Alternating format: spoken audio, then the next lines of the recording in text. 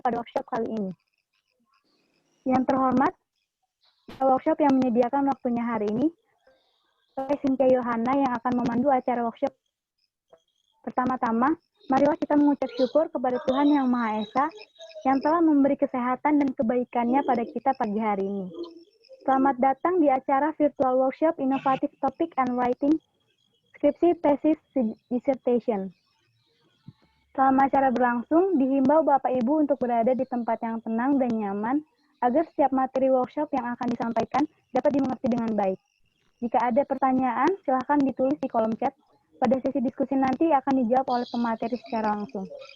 Selanjutnya, acara kami serahkan kepada moderator.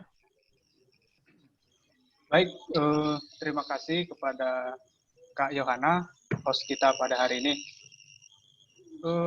Selamat pagi, Bapak Ibu semua, teman-teman. Selamat pagi. Saudara dan juga adik-adik sekalian. Bagaimana kabar kita pada hari ini semua? Terbaik. Oke, luar biasa. Sangat semangat ya, Prof ya. Pada hari ini kita akan melakukan workshop yang temanya inovatif topik dan smart writing untuk skripsi, tesis, dan disertasi. Materi pada hari ini akan disampaikan oleh para expert narasumber kita itu. Yang pertama Pak Dr. Arjon PhD, yang kedua Profesor Tualar Simarmata. Saya bacakan riwayat CV singkat dari masing-masing narasumber kita. Yang pertama, Profesor Tualar adalah seorang guru besar dari Fakultas Pertanian Universitas Pajajaran. Pada tahun 2016, beliau termasuk 10 inovator terbaik Indonesia dalam Global Innovation Forum 2016.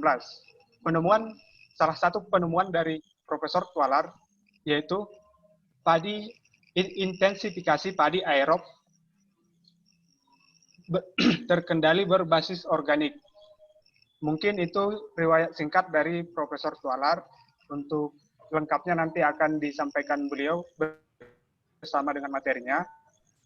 Yang kedua, pemateri yang kedua kita yaitu Bapak Dr. Arjon Turnip PhD, yang merupakan seorang peneliti dari Balai Pengembangan Instrumentasi LIPI, yang memiliki yang sudah banyak walang-walang buana dalam dunia penelitian juga.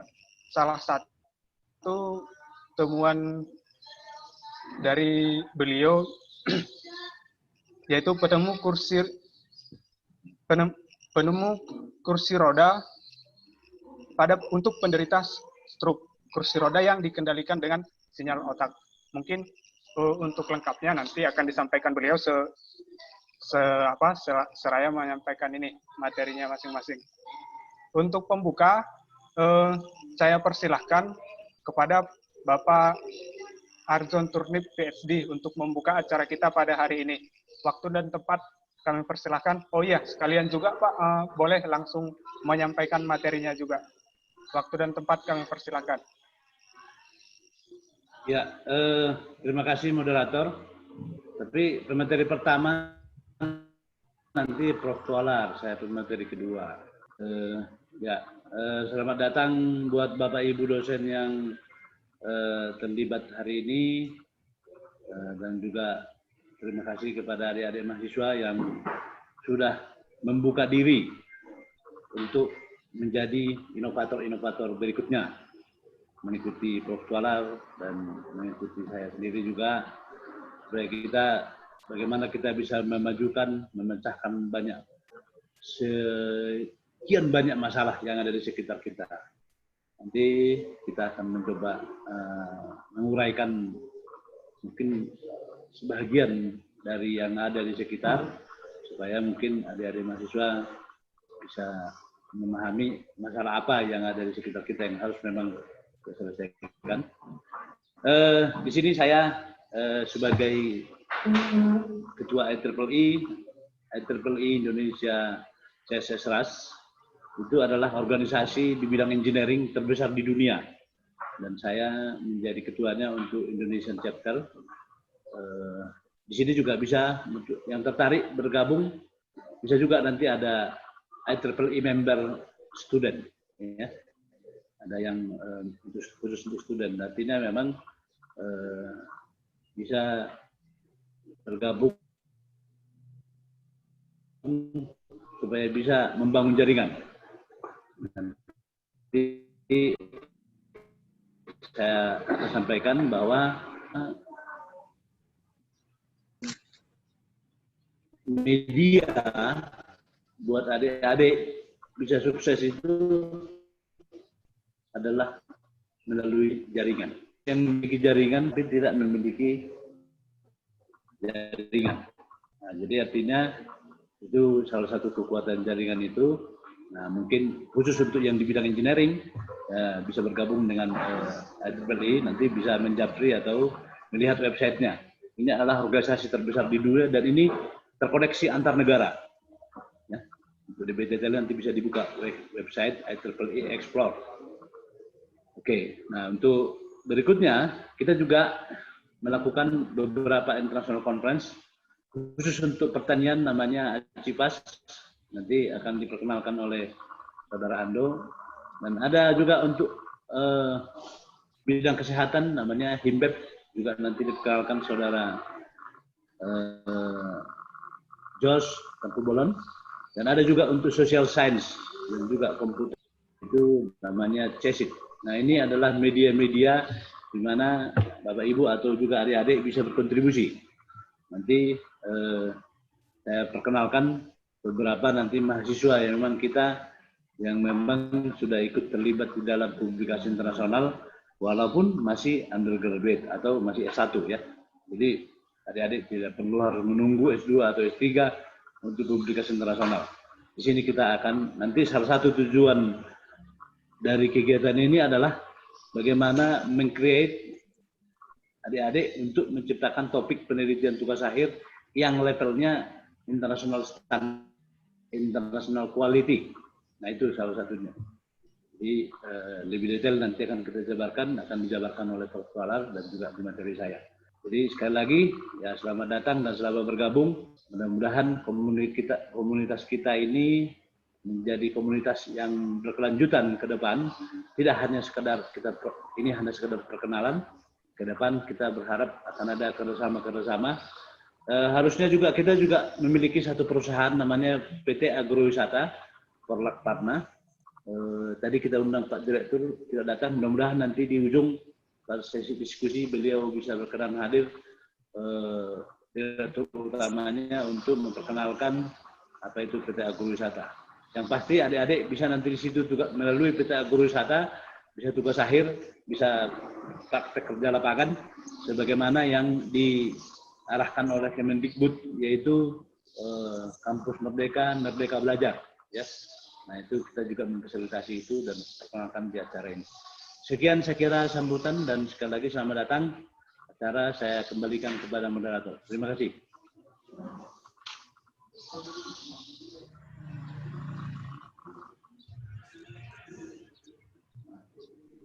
Ya. Ando.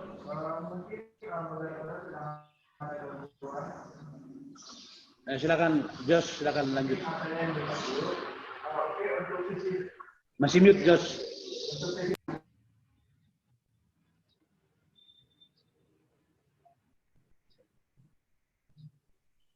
Maaf, oke. Untuk cek ya,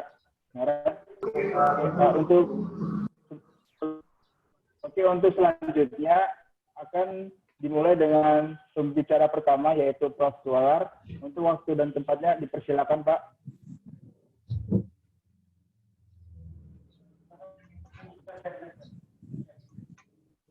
Baik, selamat pagi. Apakah sudah slide-nya sudah terlihat?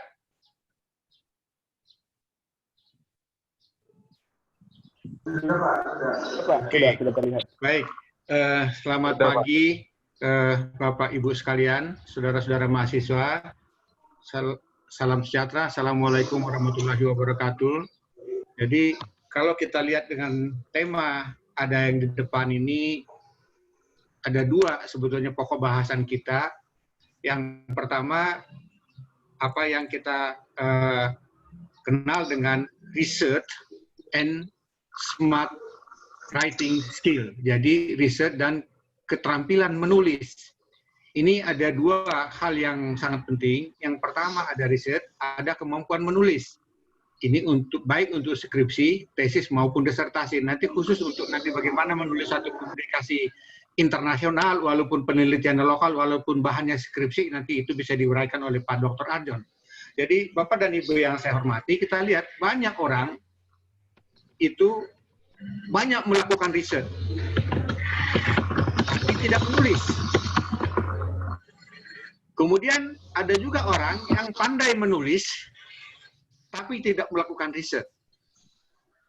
Kemudian yang ketiga, ada yang tidak melakukan riset, tidak juga menulis. Nah ini sebetulnya sempurna penderitaannya. Nah yang kita inginkan pada pagi hari ini adalah yang pandai menulis dan juga melakukan riset.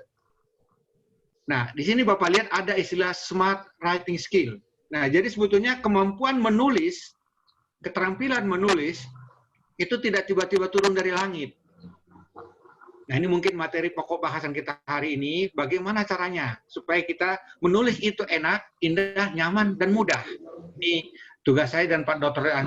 Arjon adalah menyemangati Bapak Ibu sekalian, membagi energi positif berdasarkan pengalaman yang kami miliki. Nah ini Bapak lihat, kalau kita lihat ada tugas akhir, jadi tugas akhir ini macam-macam. Yang pertama ada tugas akhir itu berupa skripsi atau skrip. Ini secara per definisi skripsi itu adalah karya tulis atau karangan atau esai ilmiah. Nah ini ada istilah ilmiah, hasil riset.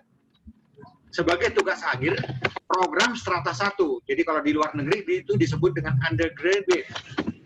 Makanya di negara lain sebetulnya mereka tidak mengenal istilah skripsi, tapi tetap disebut namanya tesis. Jadi tapi dia adalah diisi tesis. Kemudian yang kedua, ada juga tesis. Nah, tesis itu didefinisikan is a written work resulting from original research submitted for higher university degree. Jadi Anda lihat di sini, ini adalah merupakan suatu karya tulis yang dihasilkan dari penelitian yang original yang disajikan untuk mencapai satu gelar tertentu di satu universitas, apakah itu magister atau PhD. Jadi ada kata kunci di sini, original research. Nah, berarti kalau dia original, nanti kita lihat apa bedanya.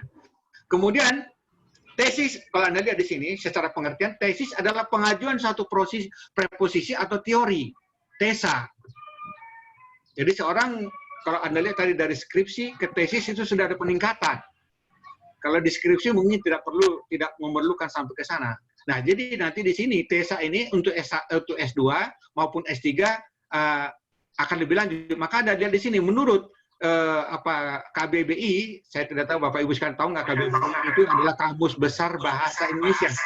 Jadi di sini Anda lihat di sini tesis ini pernyataan atau teori yang didukung oleh argumen. Ini pernyataan atau yang didukung oleh argumen yang dikemukakan di dalam karangan untuk mendapatkan gelar kesarjanaan pada perguruan tinggi. Karangan ilmiah yang ditulis mendapatkan gelar sarjana dan perguruan tinggi dan publikasi ilmiah. Jadi Anda lihat di sini. Jadi untuk mahasiswa S2, S3 sebetulnya dia sudah harus wajib melakukan publikasi. Untuk S2 nasional, kalau di UNPAD itu sudah internasional juga. Bahkan kalau di UNPAD untuk mahasiswa S1 juga sudah mulai minimal nasional terakreditasi. Kalau bisa juga sebetulnya bisa menulis dalam publikasi internasional. Jadi nanti di sini saya lihat banyak adik-adik mahasiswa yang ikut di sini. Nah kalau ada yang mau berminat punya penelitian skripsi bersama-sama dengan dosennya, bisa dituliskan nanti ikut dengan program Acipas, bisa nanti dituliskan nanti publikasi internasional terindeks Scopus. Jadi bukan lagi nasional terakreditasi, tapi terindeks Scopus, jadi internasional. Jadi nanti kalau Bapak nanti ada yang berminat, nanti kalau saya usul nanti ke panitia, mungkin tidak, kalau berminat nanti bisa kita bikin workshop khusus bagaimana menulisnya. Nah kemudian disertasi, nah ini Anda lihat ini. merupakan karangan ilmiah yang ditulis untuk menggelar doktor. Ini S3. Jadi disertasi adalah karya tulis ilmiah atau tugas akhir seorang mahasiswa dalam penyelesaian jenjang program S3 atau disertasi atau PhD. Nah, di sini ada perbedaannya. Kalau di tesis atau skripsi itu pembimbing, dosen pembimbingnya disebut pembimbing saja. Tetapi kalau di S3 itu namanya promotor dan co-promotor. Kemudian mahasiswanya disebut promopendus atau promopenda. Jadi Anda lihat di sini sudah ada peningkatan. Jadi dari sini ada peningkatan kualitas. Kalau mungkin kalau dia menulis skripsi, itu peranan mahasiswa dibanding pembimbingnya itu mungkin jauh lebih kecil, masih lebih kecil. Tapi kalau dia tesis itu peranan mahasiswanya sudah dominan, sudah mulai meningkat. Di disertasi ini adalah mahasiswanya akan semakin dominan. Kemudian ini adalah perbedaan kalau Anda lihat di sini perbedaan skripsi, tesis dan sederhana di sini saya kira sudah ini ada. Tapi yang paling di sini ada Anda lihat di sini adalah di sini. Jadi adalah publikasi, originalitas dan temuan. Kalau S1 lokal, nasional. Ini juga banyak ini. Jadi banyak pada umumnya di Indonesia mahasiswa S1 tidak publikasi. Tetapi kalau yang bimbingan saya semua rata-rata itu sudah menulis publikasi. Minimal kalau sekarang itu masuk di minimal Sinta 3 atau Sinta 4. Nah, kemudian kalau dia tesis, itu sudah mulai nasional, terakreditasi dan internasional.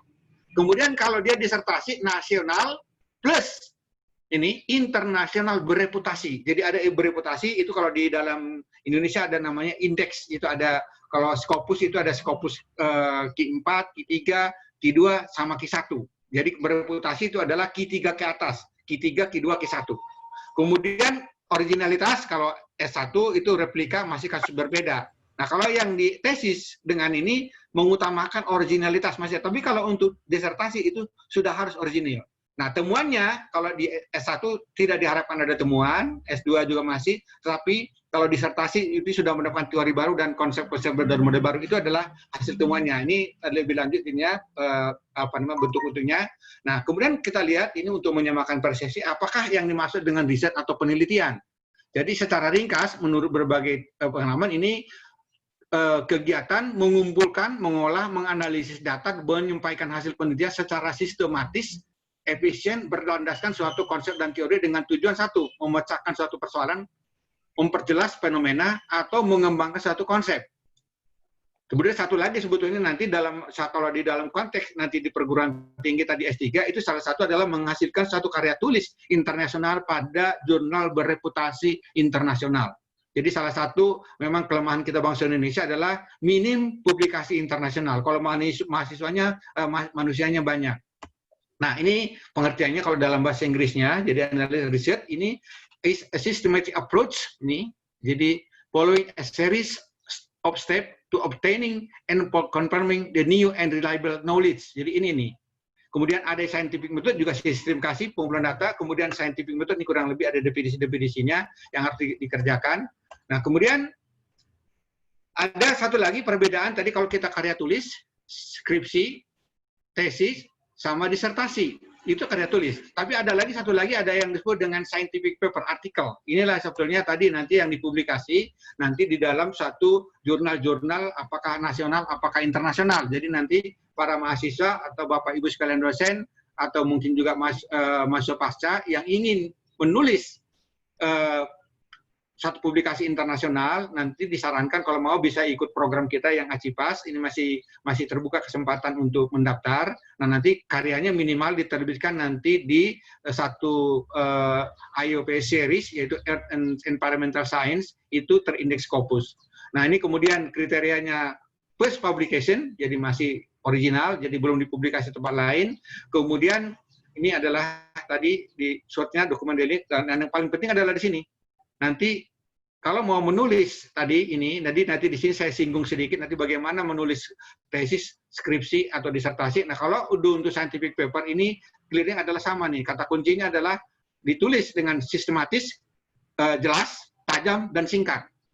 Jadi salah satu kelemahan kita bangsa Indonesia adalah kalau menulis kadang-kadang dia berpanjang-panjang, berbelok-belok sehingga sulit. Kalau sekarang sebetulnya kalau Bapak Ibu sekalian memiliki handicap, misalnya bahasa Inggrisnya masih kurang bagus, tidak masalah. Karena sekarang itu untuk menerjemahkan sudah banyak fasilitas. Tapi syaratnya adalah tulis dengan bahasa yang mudah, sistematis, pendek dan jelas. Jadi kalau bahasa Indonesia itu mengikuti konsep SPOK. Kalau itu nanti dimasukkan, nanti diminta kebantuan Mbak Google, itu akan diterjemahkan kecepatannya di atas 90%. Jadi tinggal menjadi sedikit-sedikit. Nah, kemudian ini tadi yang mau dipublish, jadi ini nanti akan banyak mungkin dibahas oleh Pak Arjon. Jadi kadang-kadang kan kita begini, kita harus memulai. Walaupun S1, itu harus bisa publikasi internasional. Bagaimana caranya? Itu tidak sulit. Yang penting adalah kemauan. Nah, nanti rahasianya akan dibukakan oleh Pak Arjon. Karena di Indonesia banyak juga dosen, kadang-kadang juga sepanjang hidupnya itu salah satunya adalah publikasinya minim. Padahal sebetulnya dosen itu, dia apa dosen yang bagus, dosen yang kualifikasi, itu dilihat dari hasilnya. Dilihat berapa jumlah publikasi yang dihasilkan. Jadi kalau Anda mempunyai pohonnya yang bagus, itu bukan dilihat dari pohonnya, tapi dilihat dari buah yang dihasilkan. Kemudian apakah buahnya itu bisa dinikmati orang lain atau tidak? Kalau bisa dinikmati, jadi lihat dia menjadi berkat. Ini juga sama. Jadi kalau Anda bisa nanti bersama dengan pembimbingnya, barangkali nanti syukur-syukur kalau pembimbingnya juga memang rajin menulis. Kalau belum, maka Anda bisa sebagai pendorong to promote. Itu kita siap bantu dengan Pak Arjon. Nah, bagaimana sebenarnya kita proses riset ini? Proses riset ini ada 5 tahap. Tahap yang pertama adalah kita merumuskan permasalahan. Jadi masalahnya apa? Nah, kemudian kadang-kadang, jadi kalau Anda lihat sebetulnya Indonesia adalah negara yang penuh dengan masalah. Artinya apa? Untuk mendapatkan permasalahan tidak sulit. Di mana mendapatkan permasalahan itu? Di mana-mana. Jadi kalau Anda begitu dibuka pintu keluar, itu di Indonesia sudah masalah. Jadi tadi saya lihat itu ada dari kedokteran, ada kedokteran hewan, ada perikanan, ada dari ekonomi. Kalau misalnya dari kedokteran ke masyarakat, mau lihat permasalahan, lihat buka pintu keluar jalan. Itu udah ketemu, tanya masyarakat, apa permasalahannya? Udah ketemu. Kalau Anda dari ekonomi, mau lihat permasalahan pedagang asongan, tinggal aja apa permasalahannya. Itu tinggal nanti kemudian setelah diketahui tadi permasalahan baru dirumuskan, diformulasikan. Pemecahan masalahnya kira-kira apa permasalahannya. Kemudian setelah tahu permasalahannya apa, baru mendesain penelitiannya yang disebut dengan riset design. Itu adalah tadi bagaimana metode mengumpulkan data, mengolah data, dan menyajikan data dan menginterpretasikan data. Ini adalah di desain, di bahan metode. Kemudian yang keempat adalah menyajikan hasil yang diperoleh. Nah, kemudian yang terakhir ini adalah interpretasi dan hasil analisis dari tadi yang diperoleh. Inilah satu proses penelitian yang kita lakukan. Jadi apapun bidang ilmu Bapak Saudara sekalian, mahasiswa, itu tidak ada alasan untuk susah untuk mendapatkan satu penelitian yang bagus. Karena penelitian yang bagus itu, kalau dia masuk dengan applied research, itu yang disebut dengan bermula dari akhir, berakhir di awal. Jadi kita melakukan penelitian untuk memecahkan permasalahan. Nah, masalahnya sering sekali mahasiswa mau meneliti tidak tahu apa masalahnya. Kalau tidak tahu ada masalahnya, bagaimana bisa merumuskan masalah? Bagaimana membuat desainnya? Bagaimana? Jadi ini adalah sebetulnya konsep dasar tadi. Ini adalah salah satu bagian penting apa yang disebut dengan smart writing skill. Jadi ada titik-titik poin yang harus dikerjakan untuk penelitian, sehingga tidak bingung. Banyak orang, pengalaman saya, banyak mahasiswa begitu peneliti bingung apa yang mau diteliti. Kenapa? Karena dia tidak mempunyai bayangan apa yang harus dikerjakan. Jadi ini juga sama nanti kalau Anda ingin menulis, bagaimana supaya menulis itu mudah, menyenangkan, bukan menjadi beban. Makanya kita sebut nanti istilah smart writing. Nah, kemudian perumusan dan kesimpulan. Dan saraf ini adalah kurang lebih, nanti secara keseluruhan ada 5 tahap, atau kadang-kadang ada disebut juga 6 tahap. Jadi ini secara gambar kurang lebih prosesnya seperti demikian. Nanti bagi yang berminat, nanti bahan presentasi itu bisa berhubungan dengan panitia supaya mudah. Jadi tadi ada 5-6 tahap tadi. Nah, kemudian sumber masalahnya di mana? Ini tadi saya kira di mana-mana ini. Jadi kalau pertanyaan, apalagi pertanyaan itu permasalahan sangat runyem, banyak sekali. Dari teknik budidaya, pengolahan tanah, pengolahan hasil, pemasaran, itu semua permasalahan melulu. Di bidang kedokteran juga sama, di bidang yang lain-lain juga sama. Jadi tinggal turun ke bawah, turun gunung mengantisipasi permasalahan. Kemudian tipe penelitian atau riset macam-macam. Ada descriptive research, nah, jadi mendeskripsi saja. Kemudian ada analitis, ada applied research, ada fundamental, ada kuantitatif, ada kualitatif. Jadi deskriptif misalnya, Jadi sekarang kalau Anda ingin misalnya melihat bagaimana mendeskripsi hubungan antara kampus mereka dengan kemampuan mahasiswa atau peningkatan keterampilan mahasiswa, bisa dideskripsi. Kemudian applied research tadi adalah ini hasilnya nanti bisa digunakan. Tapi kalau fundamental ini masih dasar. Nah, jadi kuantitatif itu adalah artinya secara empiris, secara kuantitatif bisa dihitung jumlahnya, kemudian kualitatif tadi bisa secara kualitatif, jadi non kuantitatif. Jadi misalnya tadi mendeskripsi. Jadi ini adalah metode-metode penelitian. Nanti akan disajikan nanti di bab 3. Jadi apa rancangan desainnya? Apakah melakukan ada penelitian yang nanti eksperimen, deskriptif, survei dan seterusnya. Itu nanti kata kuncinya di sana. Ini seperti ini kurang lebih di sini. Jadi ada basic research, penelitian dasar dengan applied research, kemudian ada pendekatannya. Jadi makin ke bawah itu makin dekat ke penggunanya. Jadi kalau Anda sekarang membuat suatu penelitian yang hasilnya bisa langsung atau mendekat digunakan oleh masyarakat, masuk kategori di sini. Tapi kalau penelitian dasar di sini masih pengembangan ilmu dan seterusnya, masuknya di sini. Nah, kita di Indonesia sebetulnya mau di atas mau di bawah itu dua-duanya sangat banyak permasalahan yang bisa dikerjakan. Nih, jadi karakteristik riset yang baik itu sistematis, logis, empiris, kemudian yang paling penting di sini, replicable, dapat diulang. Oleh karena itu dapat diulang itulah ini bisa dilihat nanti kalau Anda menulis di bab 3 atau barangkali berbeda tempat bahan dan metodenya, itu pelaksanaan desain penelitiannya itu ditulis secara rinci. Desainnya apa, parameter yang diamatin apa, pelaksanaannya bagaimana, cara pengambilan datanya bagaimana, mengolah datanya bagaimana, analisis statistik yang digunakan apa, sehingga orang lain melakukan itu bisa lakukan. Jadi satu penelitian dikatakan bagus, jadi kalau Anda kan menulis ini proposal penelitian. Artinya apa? Kalau Anda menulis proposal penelitian, atau usulan riset itu diberikan kepada orang yang tidak mengerti, itu dia sudah bisa melakukan penelitian itu tanpa Anda hadir. Pelaksanaannya. Itulah yang disebut dengan proposal yang bagus. Kemudian ada unsur kreatif dan inovatif, ini nanti dari Pak Dr. Rajon, nanti tema-tema yang kreatif itu apa saja, yang up to date itu apa saja. Jadi jangan bilang, Pak, dana kita kan terbatas. Nggak ada masalah, dana besar, dana kecil tidak membatasi orang berinovasi. Kemudian metode sederhana dan ilmiah, ini kurang lebih yang sistematiknya. Nah, kemudian masuk kita ke bab yang kedua, keterampilan menulis cerdas.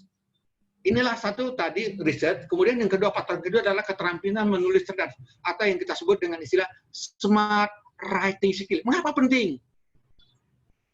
Saudara-saudara sekalian, banyak orang itu mau menulis itu stres.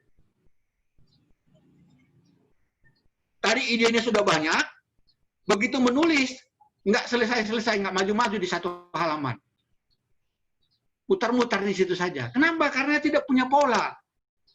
Tidak punya rel, tidak punya acuan. Maka pada hari ini nanti kita akan coba, nanti saya berbagi pengalaman, bagaimana kita membuat trik-triknya tadi, apa saja yang dilakukan di dalam penelitian, sehingga ada guidance. Makanya disebut smart writing. Jadi nanti pada ini nanti ada kita lihat nanti smart writing atau yang disebut dengan work smarter dan work hard. Jadi bekerja keras atau bekerja cerdas. Jadi kalau Anda bekerja keras, itu banting tulang, keringatnya yang gede-gede. Jadi kalau Anda mau menulis bekerja keras, itu nggak maju-maju penelitiannya. Nggak selesai-selesai.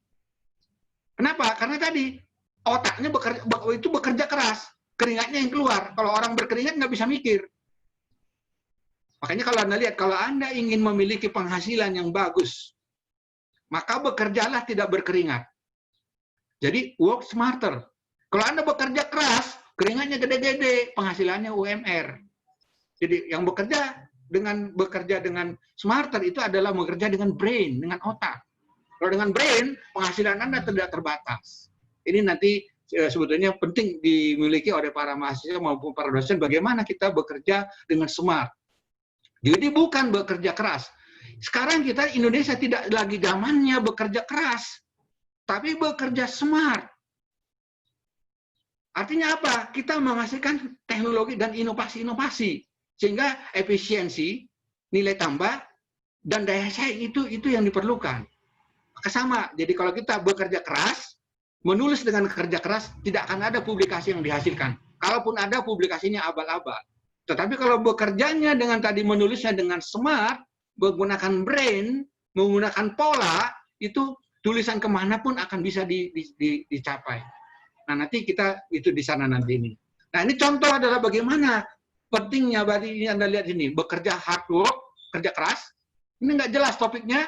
Jadi kalau Anda menulis dengan ini, tidak jelas. Apalagi tidak jelas topiknya, tidak mengikuti guidance, atau guidance-nya ini sama seperti Bapak ini nih. Mendorong batu naik ke atas. Kemudian bagaimana bekerja smart work, ini kerja cerdas. Jadi jelas tadi ada, misalnya kalau di sini konteksnya deskripsi, tesis, S2, kemudian mengikuti ini smart topiknya, kemudian mengikuti guidance-nya yang dibuat.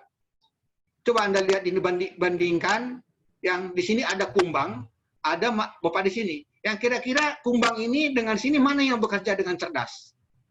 Coba lihat, si kumbang ini bisa membawa beban sampai 20 kali lebih berat dari bebannya. Jadi inilah kata kunci, mengapa itu program bekerja cerdas atau work smarter itu sangat menentukan. Coba lihat di sini ada 2 burung.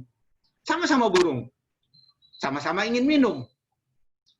Airnya ada di dalam wadah ini. Yang pertama burung yang pertama, idenya bagus juga. Dia mengisi batu ke dalam, harapannya nanti airnya penuh naik. Ini berapa lama dia mengerjakan ini.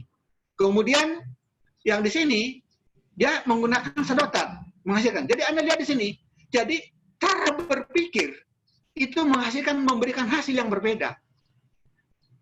Work smarter, not work harder. Nah, ini lebih gampang. Ini coba Bapak lihat juga sama, mendorong seperti yang di sini. Jadi inilah nanti yang kita harapkan Bapak, Ibu, dan saudara sekalian, masuk mulai ke dalam tulisan yang disebut dengan menulis smart. Jadi writing smart, skill, jadi keahlian. Jadi kalau Bapak lihat di sana ada skill, itu artinya apa?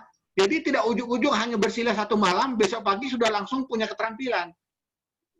Skill itu adalah bisa meningkat itu berdasarkan adalah dilatih.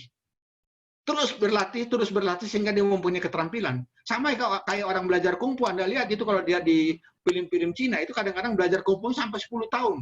Melalui satu pekerjaan yang berat, tidak ringan. Karena memang salah satu syarat yang diperlukan untuk berhasil dengan bagus itu ditentukan dengan berbagai hambatan. Semakin besar hambatan yang dihadapi, semakin banyak tantangannya, semakin tinggi tingkat kesuksesan yang dicapai orang itu. Nih Bapak lihat di sini. Jadi kalau kita lihat sekarang, apa kalau dilihat ini SOP-nya, bagaimana struktur tugas akhir dengan PS publikasi. Jadi strukturnya adalah kurang lebih struktur ya kayak daftar isinya. Jadi kalau yang kita lihat di sini, kalau yang ini yang umum, nanti setiap perguruan tinggi itu biasanya agak berbeda-beda. Tetapi komponen dari tugas akhir itu tidak jauh berbeda. Yang pertama itu adalah judul. Kemudian setelah judul itu ada abstrak, ada daftar isi, ada di pendahuluan. Jadi Bapak lihat di sini. Di pendahuluan itu adalah latar belakang, identifikasi masalah, tujuan penelitian, kerangka pemikiran, hipotesis, kemudian tinjauan pustaka, bahan metode, hasil dan pembahasan, kesimpulan dan syarat, dan daftar pustaka, dan lampiran. Nah, sekarang kalau kita lihat tadi, jadi kalau kita tadi mau menulis tadi tugas akhir dengan menulis publikasi itu berbeda konsep dasarnya. Tetapi prinsipnya ada kesamaan. Nah, jadi Bapak lihat di sini, kalau kita menulis judul ini adalah satu bagian terpenting dari penelitian. Karena judul itu harus bisa menggambarkan konten atau isi secara keseluruhan dari karya tulis itu, dan apa yang dilakukan, dan apa hasilnya. Maka menulis judul itu tidak asal-asalan. Nanti bagaimana kita lihat. Kemudian abstrak juga sama. Abstrak itu adalah tadi merupakan bagian juga terpenting, karena orang dengan membaca judul itu sudah dapat gambaran apa isi isi dari tugas akhir. Kalau menarik, dia akan melihat abstraknya. Dengan membaca abstrak, dia sudah bisa mengetahui, menebak. Jadi dengan judul itu bisa kita mengetahui isi dari karya tulis itu kurang lebih sekitar 70% bisa kita tebak. Melihat abstrak, sudah naik 90%, jadi tidak usah membaca keseluruhan. Sama, jadi kalau kita membaca nanti berbagai karya tulis atau jurnal berbagai macam, nggak perlu dibaca semua dulu, lihat aja judulnya. Begitu judulnya menarik, eye-catching, baru masuk ke tahap kedua, masuk ke abstrak. Kalau nanti tahap ketiga, baru membaca keseluruhan. Nanti Pak Arjo nanti bisa menjelaskan lebih lanjut, nanti gitu. Nah, kemudian kita lihat, ada pendahuluan. Nah, pendahuluan ini isinya apa? Kan isinya apa? Pada dasarnya pendahuluan ini adalah yang pertama, mengapa penelitian ini penting? Atau mengapa penelitian ini perlu dilakukan? Itu paragraf pertama. Jadi contohnya misalnya kalau di Indonesia, kalau penelitian yang mengenai pertanian, katakan tadi mengenai padi, misalnya tadi banyak dari Unsri, ini adalah misalnya tadi judulnya adalah pemanfaatan aplikasi pupuk dan pupuk organik untuk meningkatkan produktivitas pada lahan rawa, misalnya di sana, di sana. Jadi itu adalah judulnya. Maka paragraf pertama di sana, mengapa pelajaran penting? Jadi misalnya kita lihat misalnya bahwa kebutuhan pangan dari beras itu meningkat sejalan dengan kenaikan jumlah penduduk. Kemudian di sisi lain konversi lahan dari pertanian terus meningkat. Maka itu adalah permasalahannya. Jadi ada dua, lahan kebutuhan pangan meningkat, lahan konversi lahan pertanian berkurang. Nah, paragraf kedua berarti tadi adalah bagaimana upaya meningkatkan tadi mengatasi permasalahannya kan. Jadi kalau lihat tadi kemudian setelah itu paragraf ketiganya tadi adalah tadi metode yang digunakan untuk perbaiki masalah. Kemudian paragraf keempat itu adalah bagaimana kemajuan teknologi atau program ilmiah yang dilakukan pada tema itu. Yang terakhir adalah harapan. Kurang lebih itu isinya. Jadi di dalam menulis pendahuluan itu kurang lebih antara 5 sampai 6 paragraf sudah selesai. Jadi kalau sudah ada bayangan, paragraf pertama adalah pentingnya dan permasalahan. Kemudian keduanya atau ketiganya adalah upaya yang dilakukan teknologi untuk memecahkan permasalahan. Kemudian yang keempat adalah kemajuan teknologi tadi yang digunakan untuk mengatasi permasalahan, literatur studi. Nah itu biasanya nanti dukungan literaturnya itu gunakan nanti literaturnya itu jangan umurnya jangan panjang-panjang, kalau boleh 1 sampai 2 tahun terakhir. Itu kata kunci. Kemudian penutupnya itu adalah tadi harapan dari penelitian dilakukan. Sudah itu saja. Jadi Anda kalau mau menulis pendahuluan nggak perlu lama-lama. Tadi satu bab pendahuluan itu sudah pasti dalam 2 jam 3 jam itu sudah selesai. Ini adalah di latar belakang. Nah, nih. Kemudian identifikasi masalah tadi apa permasalahannya, tujuannya dan kerangka pemikiran. Nah sekarang Anda lihat di sini ada kerangka pemikiran, ada latar belakang. Ini sering sekali itu mahasiswa itu susah membedakan. Jadi kalau di latar belakang itu tadi di sini kita itu membahas mengapa penelitian ini penting dilakukan. Kemudian kita identifikasi permasalahannya, kemudian tujuan penelitiannya, kemudian kita buatkan ini nih, kemudian kita rancang ada hipotesis, ada dugaan sementara, ada kerangka. Jadi kalau di latar belakang mengapa penelitian itu penting, di kerangka pemikiran itu adalah isinya adalah bagaimana landasan teori atau proses atau mekanisme pemberian perlakuan atau pemikiran untuk mencapai hasil yang disajikan dalam hipotesis. Jadi kalau hipotesis semakin banyak, maka kerangka pemikirannya akan semakin panjang. Makanya kadang-kadang ini kerangka berpikiran ini bisa juga ditulis setelah hipotesis atau sebelumnya. Karena dua-duanya nggak masalah.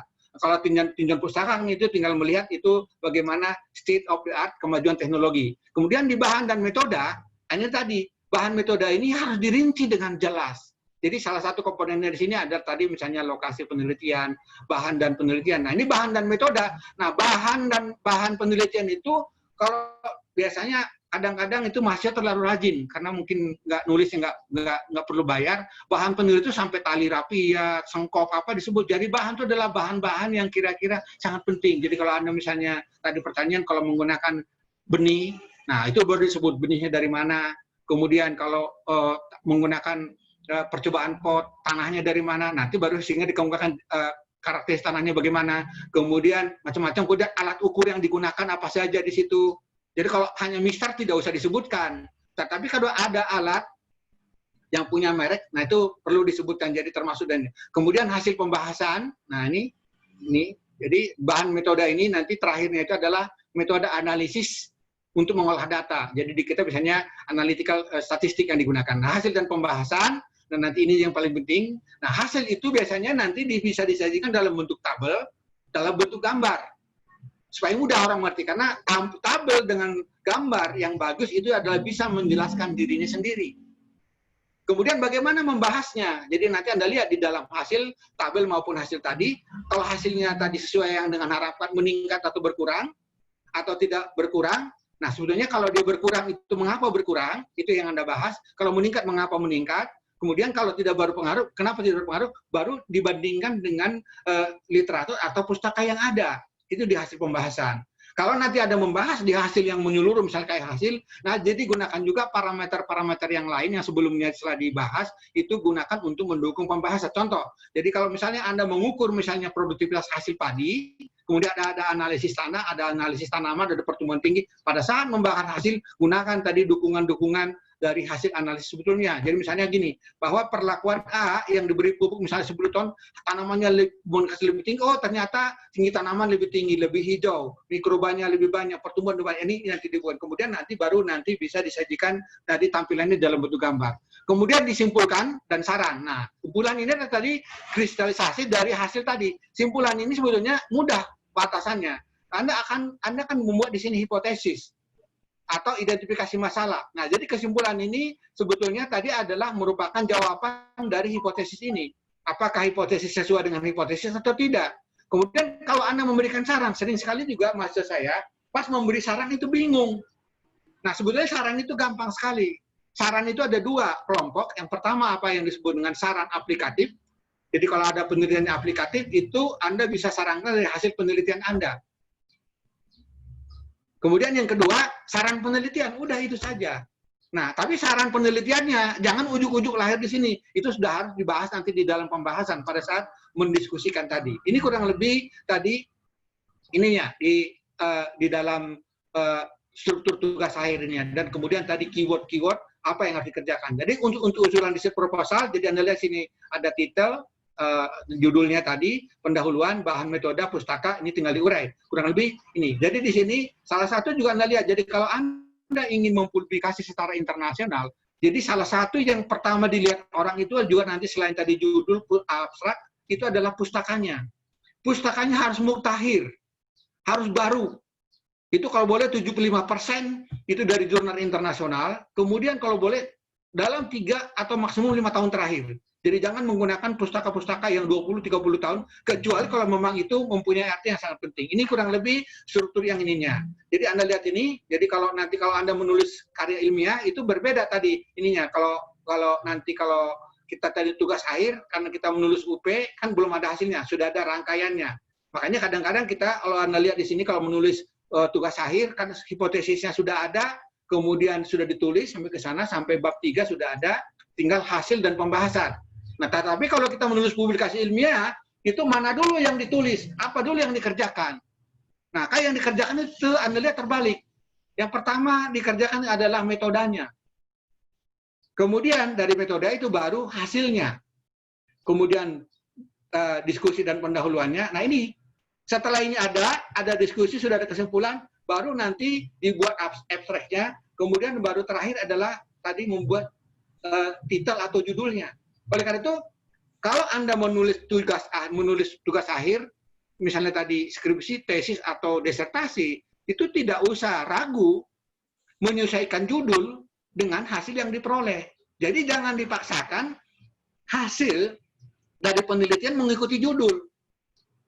Jadi harusnya adalah judul mengikuti hasil semua. Karena tadi judul adalah merupakan kristalisasi dari keseluruhan konten yang ada di dalam karya tulis Anda.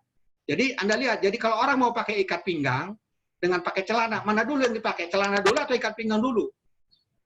Kan ikat pinggang menyusul.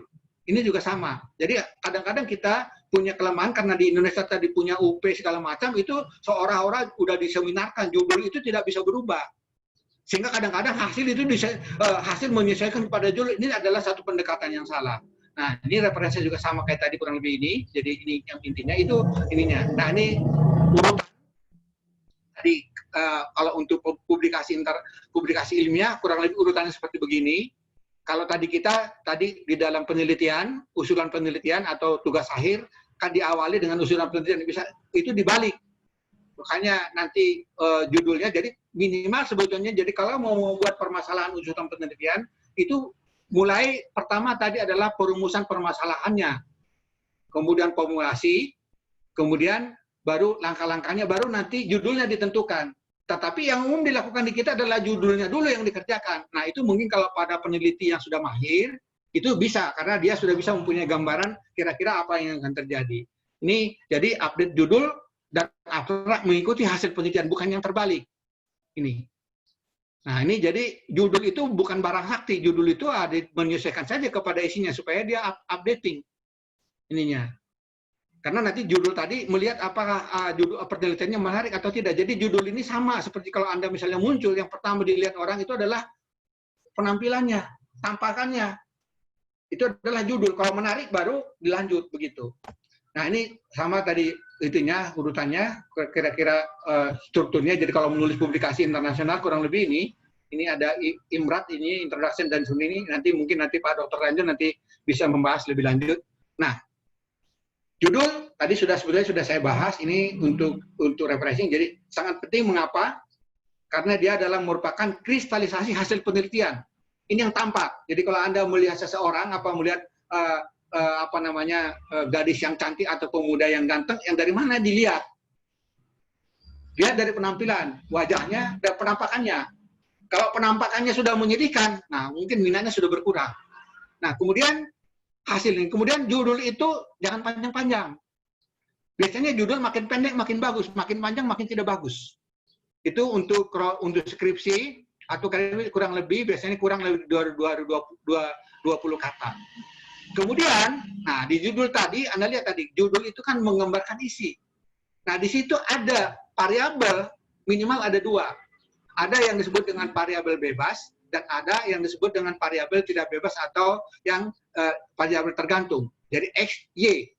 Jadi X dan Y bagaimana hubungannya? Yang pertama, hubungannya itu pertama bisa lihat ini keterkaitan ini di sini itu kausal. Jadi kalau misalnya X mempengaruhi, kalau X dinaikkan, Y-nya meningkat.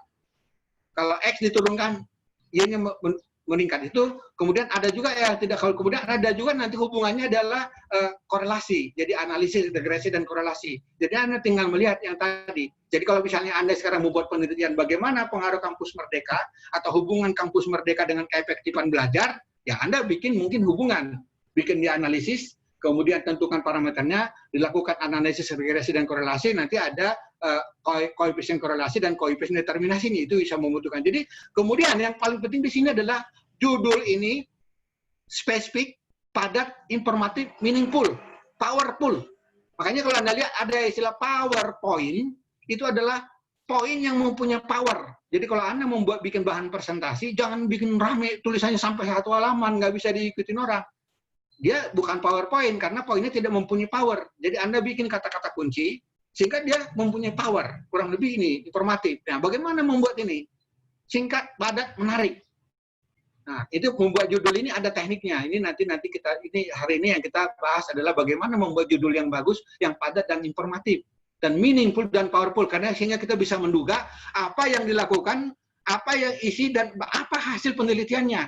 Jadi kalau misalnya tadi saya bikin judulnya adalah misalnya aplikasi pupuk organik untuk meningkatkan kesuburan tanah dan hasil tanaman titik-titik, maka saya bayangkan tadi berarti hasil penelitiannya ini kesuburan tanahnya meningkat, berapa banyak peningkatannya, hasilnya berapa persen meningkat. Itu udah harus ada kesimpulannya. Jadi kalau Anda membuat satu judul ada meningkat atau menurun, maka nanti di dalam kesimpulan harus ada berapa banyak peningkatannya. Jangan hanya meningkat saja, apakah 10%, 20%, 30%, itu sudah terbayang. Jadi kalau saya lihat itu judulnya, langsung saya tahu, berapa persen peningkatannya. Untuk mengetahui itu saya lihat abstraknya. Langsung ketemu, kalau menarik baru saya ikuti ke dalamnya. Itu kurang lebih langkah-langkah yang dikerjakan ini. Ini kurang lebih contoh judul tadi Anda lihat ini. Misalnya contoh efek pemberian pupuk organik, ini X1, dan mikroba penambat N, X2, terhadap pertumbuhan Y1, dan hasil tanaman jagung Y2. Nah, misalkan ini bisa pada tanah rawa, misalnya, atau insektisida macam-macam. Ini kurang lebih judulnya misalkan. Kemudian misalnya hubungan penerapan kampus merdeka X, ini dengan peningkatan keterampilan mahasiswa. Ada nggak hubungannya? Kalau tidak ada, ya nggak apa-apa.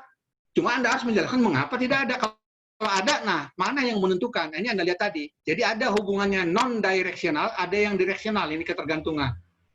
Ini kurang lebih. Jadi ini tadi dari judul ini sudah bisa ketahuan. Jadi kalau dari saya menggunakan pupuk organik dan mikroba dan hasil tanaman, jadi hasilnya ini kalau dia pupuk organik berpengaruh terhadap tadi hasil tanaman ini, itu berapa persen peningkatannya? Kalau dia meningkat. Kemudian juga sama mikrobanya ini, beberapa persen kalau dikaitkan tadi nanti dengan penggunaan pupuk, berapa banyak dia bisa mengurangi pupuk dan seterusnya. Jadi langsung bisa kita lihat dari judul itu sudah bisa melihat atau memperkirakan apa isi dari karya tulisnya. Ini contoh misalnya salah satu judul ya, dia Anda lihat di sini ada, ini agak panjang, jadi Investigation of the Effect of Alkali Promoter on the Selective Oxidation of Methane and Noble Group Metal Catalyst. Nah ini kalau disingkat kurang begini, mana yang lebih baik? Nah ini akan lebih singkat. Nah ini jadi keseluruhan masuk kita kedua yang ada abstrak. Abstrak tadi kurang lebih 200 sampai 300 kata untuk tugas akhir skripsi, tesis maupun disertasi. Jadi biasanya makin pendek abstraknya itu makin bagus, bukan kalau makin panjang itu makin tidak bagus karena orang bosan juga membacanya. Nah, jadi kata kunci, keyword, apa yang harus dibuat patron untuk menulis abstrak? Yang pertama Anda lihat di sini ada latar belakang singkat, background-nya, dan permasalahan utama yang tadi. Kemudian tujuannya apa? Kemudian metode penelitian yang digunakan, jadi tujuan ini pasti adalah untuk memecahkan permasalahan. Kemudian desainnya, data, respon, analisis data, kemudian hasil penelitian, kesimpulan. Jadi kalau Anda lihat membuat abstrak, itu sebetulnya hanya perlu 5 kalimat. Paling banyak 6. Jadi Anda tinggal milih, oh kalimat pertama saya adalah latar belakang, mengapa itu penting. Jadi kalau misalnya tadi, seperti tadi saya kemukakan adalah penelitian mengenai padi, padi itu penting untuk di Indonesia. Tapi permasalahannya sekarang itu produksinya makin berkurang, kemudian lahan makin berkurang, kesuburan tanah berkurang, maka tadi salah satu upayanya apa? Jadi di tujuan ini, melakukan penelitian untuk meningkatkan kesuburan dan bla bla bla. Nah ini tinggal ikutin. Makanya tadi saya kemukakan, kalau menulis pintar, menulis cerdas, itu tidak pusing-pusing. Anda hanya membuat 5 kalimat. Kan nggak susah-susah. Asal sudah tahu tadi patokannya kan. Jadi sudah tahu kira-kira slotnya. Membuat kotak-kotak ada 5 kamar. Tinggal mengisi saja. Bikin patron. Jadi Anda lihat, tukang jahit yang bagus, itu pasti selalu membuat patron. Patron itulah yang dibuat. Ininya.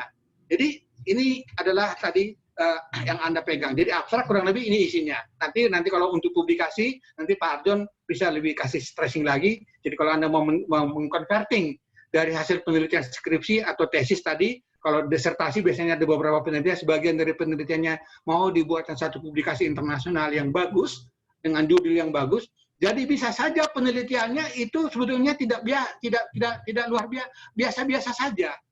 Tetapi begitu dikasih judul yang bagus, dikasih abstrak yang menarik, ini itu menjadi luar biasa. Jadi bisa saja orangnya penampilannya biasa-biasa, tetapi begitu didandanin dengan pakaian yang luar biasa, penampilannya akan luar biasa. Maka Anda lihat, jadi jangan Anda mengemukakan itu bahwa penampilan itu perlu didandanin. Sama tulisan juga perlu didandanin. Begitu. Ini bagaimana teknik ini nanti Pak Dr. Arjon nanti akan membahas lebih lanjut. Ini contoh salah satu abstrak, ini mahasiswa S2 saya. Ini Anda lihat ini rencananya minggu depan awal September lulus mahasiswa S3, S2. Kalau di saya S2 itu 1,5 tahun sudah harus selesai. Walaupun minimal 2 tahun, tapi yang saya lakukan adalah selalu itu 1,5 tahun harus selesai. Untuk dokter bisa kita programkan 2 tahun atau 2,5 tahun, karena nanti outputnya akan penelitian. Itu makanya tadi tergantung kepada promotornya. Nah, lihat sini. Kalimat pertama itu adalah ini tadi. Kandungan bahan organik dan kelainan muka tanah yang rendah merupakan faktor pembatas dalam meningkatkan produksi jagung pada insektisol. Nah, ini satu kan. Jadi kalau tadi ini Anda ganti misalnya tadi tanah rawa di Palembang, itu menggunakan tanah rawa, nah bisa ini pada lahan rawa, padi. Nah, jadi baru yang ini tadi pentingnya penelitian ini dan permasalahannya. Nah, kemudian penelitian untuk mengetahui kontribusi, ada lihat sini, ada konsorsium biofilm pupuk hayati, disingkat BPH. Kenapa disingkat? Karena nanti di bawah ada lagi. Jadi tidak memakan banyak waktu. Dan amelioran organik disingkat AO untuk meningkatkan bla bla bla, ini di lokasi. Dua kalimat. Baru yang ketiga ini metodenya, percobaannya. Kalimat ketiga. Ini yang dilakukan. Kalimat keempat hasil. Ini hasilnya kurang lebih. Nah, kemudian ini kalimat terakhir Anda lihat di sini penutup. Ini kurang lebih kalimat kelima atau keenam. temuan ini menunjukkan bahwa aplikasi BPH dan Ameliorun dapat digunakan. Nah, inilah sebetulnya. Inilah hasil dari penelitian Anda gunakan tadi. Jadi sudah bisa kita lihat ini. Jadi tidak usah lagi Anda membaca tadi bahan metode, hasilnya. Nggak usah, ini sudah di sini. Makanya abstrak itu kan konsentrasi, memadatkan hasil yang Anda peroleh. Kemudian nanti kalau Anda membuat kata kunci, nah kadang-kadang juga mahasiswa untuk membuat kata kunci itu kesulitan. Kata kunci itu ambil aja dari judulnya, keywordnya ambil dari situ. Yang pertama dari sini ada biofilm, masuk di sini. Ada jagung, masuk di sini. Ada Ameliorun, masuk di sini. Apalagi yang mau dimasukkan? Ya pilih aja dari sini, nggak usah dari mana-mana. Jadi kalau Anda 5, Anda bisa pilih 4 dari sini. Ini kurang lebih teknik membuat abstrak tadi. Jadi dengan membuat tadi patokan yang ada ini, Anda nanti untuk menulis abstrak skripsi yang dimiliki atau tesis, udah patokannya ini saja. Nggak usah repot-repot. Udah gampang itu. Jadi tidurnya juga nyenyak. Besok langsung pintar, nggak ada masalah. Caranya begitu. Ini adalah contoh, tadi kalau nanti di publikasi agak berbeda. Kalau publikasi internasional, ada kalanya itu abstrak itu ada disebut maksimum hanya 200 kata. Jadi Anda lihat, Anda punya penelitian, harus dikompres menjadi 200 kata. Nah, kelemahan kita kadang-kadang gini, semua ingin disajikan. Salah satunya misalnya lokasi penelitian. Penelitian dilakukan di Ogan Komering Hulu, Kecamatan Audi, di Ogan Kabupaten, panjang sekali, nggak usah banyak-banyak. Itu lokasi penelitian bisa disebutkan di bahan metode nanti, diurai. Di sini singkat saja, tidak usah disebutkan. Maka di sini bagaimana menulis yang efisien, praktis, dipadatkan, itu nanti yang dipelajari nanti di dalam bagaimana menulis publikasi internasional supaya padat, singkat. Nggak berulang-ulang, dan hindari juga pengulangan kata dalam satu kalimat supaya tidak berulang-ulang. Ini nanti, nah kemudian tadi sudah kita bahas sebetulnya. Jadi latar belakang isinya kurang lebih nih. Nih, mengapa penelitian ini penting? Tadi misalnya judulnya ini aplikasi pupuk NPK. Ini karena saya latar belakang pertanian, saya kasih ini lebih mudah karena dan Ameliorun untuk meningkatkan produksi padi melalui ekstensifikasi pada lahan salin. Lahan salin ini sama kayak lahan rawa yang ada di Palembang. Jadi apa pentingnya penelitian? Kebutuhan pangan terus meningkat sejalan dengan perkembangan penduduk. Betul. Kemudian potensi lahan salin untuk luas. Nih, ada 2 ini. Nah, permasalahannya apa? Ini di sini. Solusinya yang ketiga apa? Paragraf yang ketiga. Jadi solusi ini pertama, kedua, ketiga, upaya untuk mengatasi permasalahan tadi, peningkatan produksi melalui ekstensifikasi pada lahan atau lahan marginal, kemudian penggunaan pupuk dan Ameliorun untuk menyuburkan, ini kurang lebih. Kemudian dukungan pustaka tadi dengan teknologi nomor 3 ini. Sampai sejauh mana hasil penelitiannya? Nah, disinilah sebetulnya Anda lihat itu pustakanya itu kalau boleh itu kurang dari 3 tahun. Jadi kalau menulis publikasi internasional, di sini dilihat. Jadi kalau sekarang tahun 2020, nah di situ sudah harus muncul juga pustaka-pustaka tahun 2020, 2019. Jangan muncul kali lagi tahun 2000 atau tahun 1990. Itu langsung reviewernya itu dia bilang, ini penulis abal-abal ini. Nah kemudian penutup, tadi di latar belakang itu hasil yang diharapkan. Jadi penelitian ini dapat diharapkan memberi kontribusi terhadap apa? Nah ini kurang lebih, ini di latar belakangnya. Isinya, 5 paragraf. Boleh 7, boleh 6. Berarti di sini yang Anda perbanyak di dukungan pustaka sama di solusinya ini. Ini saja isinya. Jadi kalau Anda mau menulis sekarang, itu sudah gampang, sudah ada patokan. Jadi masa menulis 5 paragraf tidak bisa, kan sudah mudah. Nah, kemudian 5 sampai 6 paragraf. Nah, kemudian identifikasi masalah, ini identifikasi masalah, itu biasanya kan rumusan masalah, itu biasanya diawali dengan kata pertanyaan, bentuk pertanyaan ini. Jadi misalnya apakah bagaimanakah, apakah mampukah, dapatkah, terserah banyak lagi di sini. Misalnya contoh di sini, apakah rekayasa optimalisasi, mampukah isolat ini tadi, bagaimana keefektifan, udah ini.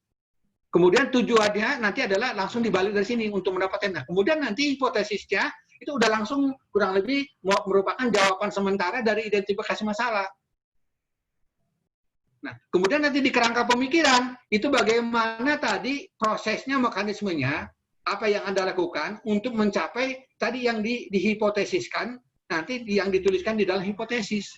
Nah, kurang lebih seperti begitu. Nah, ini sumber masalah itu banyak tadi saya tidak di mana-mana. Kalau di Indonesia permasalahannya luar biasa. Ini apalagi apa namanya, kalau di luar Jawa, di setiap tempat itu adalah permasalahan. Nah, tujuan penelitian yang tadi tinggal membalikan tadi ini tujuannya, jadi mengikuti dengan identifikasi. Jadi Anda lihat, identifikasi masalah, tujuan penelitian, dengan hipotesis itu adalah harus sinkron, senada. Jadi itu kayak senada saja, itu patokannya. Nah, jadi judul, kalau Anda misalnya tujuannya ini kira-kira judul yang tepat apa? Ini kalau misalkan gini, ini tujuan penelitiannya ini. Kemudian identifikasi masalah atau umuran masalah yang tepat apa? Nah, kira-kira judulnya apa di sini? Kalau di sini misalnya mengetahuinya dikeluarkan, jadi komposisi ini amelioran untuk meningkatkan, udah jadi judul kan? Sebetulnya di sini tinggal membuang yang terakhirnya saja. Kurang lebih begitu. Nah, kemudian hipotesis. Hipotesis ini adalah merupakan jawaban sementara terhadap identifikasi masalah. Jadi hipotesis is assumption about relation increase or decrease between the variable x and y. Jadi di sini ada dua di sini. A predictive statement that related an independent variable to a dependent variable. Atau yang di sini Anda lihat ini lebih maksudnya tentative intelligent guess. Jadi tebakan intelijen yang cerdas sebagai solusi untuk mengatasi permasalahan. Nah, ini hipotesis. Jadi contoh di sini tadi, hipotesisnya tadi yang di atas tadi, misalnya tadi yang awal tadi, interaksi pupuk, NPK, dan amelioran mampu meningkatkan ketersediaan hara pertumbuhan hasil tanaman padi. Misalnya kalau ini, makanya pertanyaan tadi, ini tinggal ditukar-tukar di sini juga sudah kebaruan, misalnya satu lahan rawa, satu lahan macam. Kemudian yang kedua, ini aplikasi, ini dosis berarti ini dosis NPK-nya, dan 2 ton amelioran mampu memberikan pertumbuhan yang terbaik. Kemudian ketersediaan hara, nah berarti ada 3 hipotesis yang dikemukakan. Nah, jadi kalau Anda nanti menulis kerangka pemikiran, kata kuncinya adalah mengikuti ini.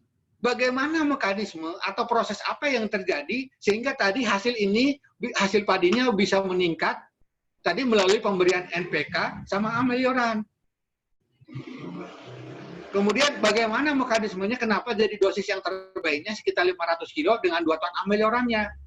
Kemudian bagaimana nanti Anda lihat atau ketersediaan tanah nanti berkorelasi dengan pertumbuhan tanaman. Nah, ini yang diisi di kerangka pemikiran. Jadi kalau ada 2 hipotesisnya, jadi Anda tulis kerangka berpikiran hanya dengan 2 ini.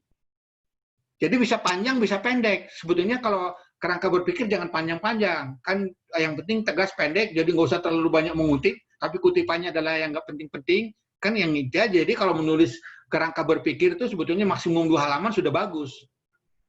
Bahkan sebetulnya kalau yang sangat singkat itu 1,5 halaman sudah boleh. Jadi ini adalah di sini. Landasan-landasannya. Jadi dipilih saja. Jadi mekanisme, jadi kalau latar belakang tadi, kata kuncinya adalah mengapa penelitian dilakukan. Kalau di kerangka pemikiran ini bagaimana mekanisme atau proses itu tadi perlakuan yang diberikan bisa memperbaiki atau meningkatkan ketersediaan dan pertumbuhan tanaman. Itu yang disebutkan di sana. Kemudian di sini kalau ada tadi di sini ada menyangkut tadi dosis berapa, jadi yang paling bagus itu bagaimana. Ini kurang lebih isi di kerangka pemikiran yang ini tadi. Jadi merupakan landasan teori, mekanisme, proses pencapaian yang diasumsikan pada hipotesis. Nah, jadi sekali orang mahasiswa baru bahasa saya pengalaman dalam membimbing S1, S2, S3 itu dia pas menulis kerangka berpikir bingung. Karena dia kenapa? Dia tidak pegang hipotesis. Hipotesis itulah merupakan patokan, patron menjadi yang digunakan di dalam penulisan kerangka berpikir. Jadi jangan pandai mengarang. Jadi latar belakang kemana, misalnya tadi identifikasi masalah kemana, hipotesis kemana, kerangka pemikiran kemana. Ini harus senada. Jadi Anda lihat latar belakang, identifikasi masalah, tujuan, hipotesis, kemudian kerangka berpikiran ini harus senada. Jadi kalau Anda misalnya mau ngomong kata-kata di dosis optimumnya, maka di kerangka pemikiran itu harus muncul dosis optimum kira-kira yang mana. Di perlakuan penelitian-penelitian sebenarnya atau yang senada. Kalau tidak ada, ya Anda sebutkan tidak ada. Makanya nanti salah satunya gitu. Kemudian kalau Anda lihat di sini, jadi mekanisme atau konstruksi perlakuan. Kemudian di sini, apa bedanya dengan latar belakang tadi ingat di sini, mengapa penelitian penting. Kemudian kalau hipotesis ini adalah mekanisme atau proses pencapaian hipotesis. Jadi kalau Anda memberikan perlakuan, atau pendugaan, analisis, nah ini bagaimana mekanismenya. Makanya sebetulnya kalau penelitiannya eksperimental, itu jauh lebih mudah. Tapi kalau penelitiannya deskriptif, discovery research, itu lebih mudah karena Anda harus pintar memformulasikan berbagai variabel yang digunakan untuk mencapai capaian hipotesis yang dikemukakan. Nah, bahan metode penelitian, ini pertama, ini lokasi penelitian harus jelas. Jadi kalau Anda membuat lokasinya di mana, karakteristik lokasi penelitiannya bagaimana, misalnya tanahnya bagaimana, kemudian iklimnya bagaimana, ini harus lengkap di sini. Kemudian bahan dan peralatan tadi diurai dengan lengkap, tapi yang penting-penting, jadi jangan sampai diteruskan tali rapia, penggaris, itu mah yang nggak penting, koret, nggak penting. Ini alat-alat atau bahan ini. Jadi kalau misalnya Anda menggunakan tadi paritas unggul, nah lampirkan nanti di situ belakangnya itu paritas unggul yang digunakan. Kalau Anda menggunakan tanah tertentu, lampirkan hasil deskripsinya. Nah, kemudian desain penelitiannya, apakah Anda menggunakan eksperimen, kemudian deskriptif, survei, dan seterusnya. Nah, pelaksanaan penelitian ini yang paling penting. Pelaksanaan ini sedetail mungkin. Kalau boleh juga buatkan dalam bentuk diagram atau bagan alir. Sehingga orang nanti bisa mengikuti dengan mudah. Pengumpulan datanya dan metodenya apa. Kemudian baru pengolahan data. Nah, ini nanti analisis. Jadi rinci dan lengkap, detail and concisely. Ini kalau ininya. Jadi kelemahan kita tadi rata-rata adalah tadi pas bahan metode itu sangat minim. Jadi dia katakanlah tadi di dalam hasilnya dia mengukur kualitas hasil. Nah, di bahan metode dia harus ada tadi rumusan bagaimana mengukur kualitas hasil. Kriterianya apa saja yang dibuat. Tidak ada tabelnya di sana. Dicantumkan di sini karena di bahan metode ini nanti digunakan sama. Misalnya gini, ada penelitian di satu lokasi menggunakan misalnya tanah rawa. Nah, tanah rawa ada di bab 3. Itu nanti pada bab 4 itu udah hasil pembahasan bukan hasil analisis tanah awal penelitian, itu bukan hasil, masuknya di bahan metode. Itu di karakteristik tanah bahan penelitian, itu dimasukkan di bahan metode, bukan di hasil. Karena yang tadi itu bukan hasil dari perlakuan, tapi merupakan given. Jadi harus disajikan di sini. Ininya. Nah, kemudian hasil dari diskusi, sajikan hasil secara ringkas, bentuk tabel atau gambar, kurang lebih satu gambar, satu kata itu kurang lebih sekitar 1000 kata. Yang bagus. Jadi jangan bikin gambar, membacanya juga susah, indeksnya susah, kemudian tabel kecil-kecil. Nah, ini biasanya itu akan annoying. Kalau Anda menulis publikasi internasional, biasanya walaupun di depannya tadi bagus, itu biasanya bisa langsung di reject. Kemudian gunakan kalimat pendek dan tegas. Kemudian misalnya kalau Anda ingin menjadikan hasil, Anda harus menjadikan hasil tidak perlu melakukan teori di sini. Langsung aja. Jadi misalnya misalnya interaksi pupuk organik dan ini berpengaruh nyata terhadap peningkatan titik-titik. Nah, buka kurung lampir dengan tabel langsung aja di sini, baru sajikan. Jadi tidak usah di sini membuat teori. Misalnya di sini tinggi tanaman, dibikin tinggi tanaman merupakan hal penting, nggak penting itu nanti Anda sudah sajikan tuh di kerangka pemikiran atau di pustaka sini langsung ke hasil aja. Kemudian kemukakan temuan yang menonjol dari hasil ini, yang naik atau turun. Serta bandingkan dengan perlakuan standar. Nah, berapa banyak kenaikannya? Kemudian bahas kenapa meningkat atau menurun, atau kenapa tidak berpengaruh. Jadi penelitian itu, walaupun Anda tadi kemukakan itu meningkat, kalau tidak meningkat nggak masalah. Jadi tidak mesti harus signifikan. Yang penting Anda bisa menjelaskan mengapa dia meningkat, mengapa dia signifikan, mengapa tidak signifikan. Sudah, kemudian bandingkan dukungan pustaka atau referensi. Apakah sesuai dengan Anda hasil atau tidak. Kalau tidak sesuai, Anda kemukakan. Dan hal ini bertolak belakang dengan pendapat referensi. Nah, ini maka nanti Anda buat di sini. Perlu dilakukan kajian lebih lanjut. Nah, kajian lebih lanjut itu nanti disarankan di dalam hasil penelitian. Kurang lebih begitu. Ini contoh, misalnya Anda lihat ini. Kalau ada gambar begini, kan gambarnya bikinnya udah susah ini. Tapi ini kalau gambar begini, indikator penulisnya ini kerja keras. Keringatnya gede. Tidak cerdas. Jadi harusnya dia tadi begitu melihat, gambarnya bagus, cakep. Jadi orang udah selalu, pembacanya itu selalu dibikin gembira, dibikin senang. Jangan dibikin jengkel. Begitu. Nah, kemudian kesimpulan tadi, kata kuncinya adalah jawaban hipotesis. Gunakan kalimat aktif SPOK. Makanya kalau Anda membuat hipotesis misalnya tadi apakah terdapat, maka jawabannya terdapat. Nah, itu Anda akan makanya hindari menggunakan bikin hipotesis seperti begitu.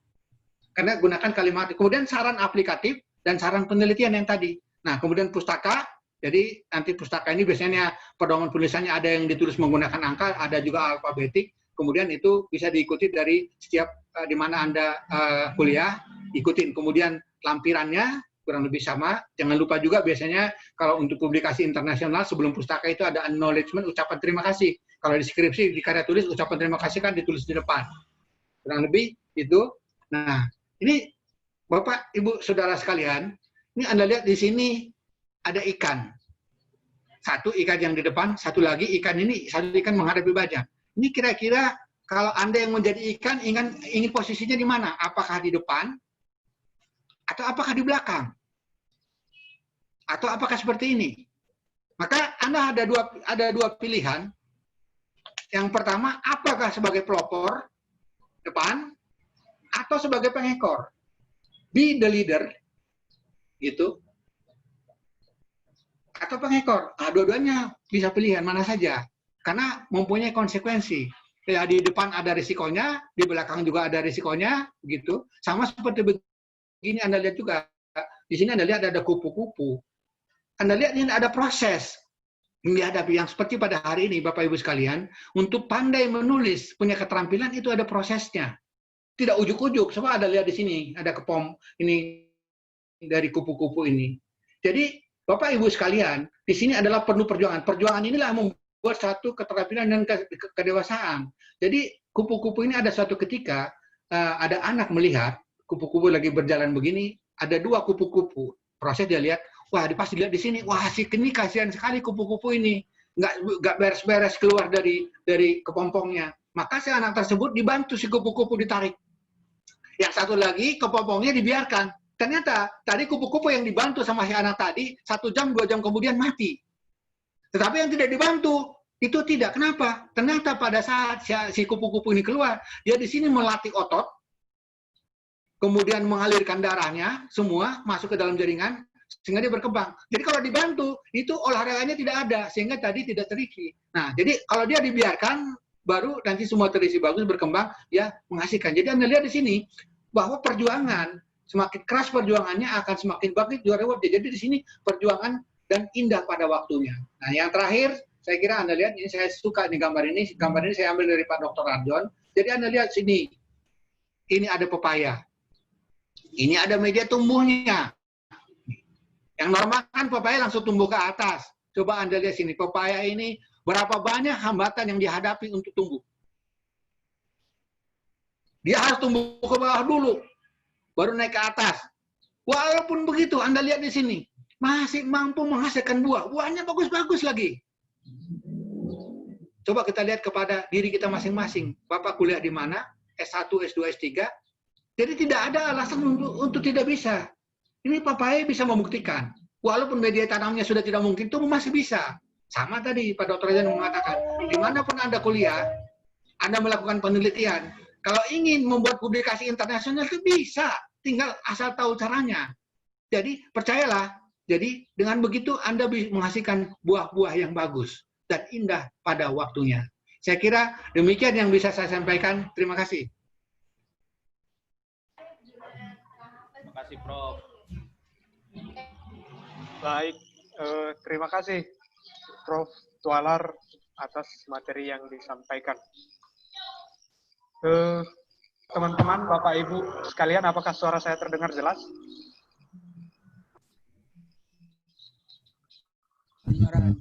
Jelas. Jelas, Pak. Oke. Maaf tadi sempat ada gangguan sedikit. Jelas, Pak, jelas. Untuk